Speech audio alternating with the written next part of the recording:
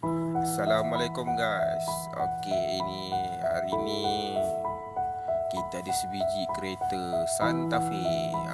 Yang ini baru cat tapi tak tahu cat dekat mana. Kita sedang proses untuk membaik pulih balik dia punya clear. Okey, ni mengikut saya tengok dia punya clear telah salah di polish. Dia tak tahu ubat dia ataupun span yang salah. Jadi sekarang ni saya repair balik dia punya clear melalui polish, proses polish. Okey, sekarang ni kita polish dua part dulu. Pintu dengan pintu sebelah kiri dengan fender sebelah kiri. Okey, yang saya tak polish lagi pintu belakang tak polish. Yang ini dah polish. Okey, tengok boleh nampak lagi background. Yang sana tu tak polish, pintu sebelah penumpang tu tak polish lagi. Okey, tengok perbezaan dia.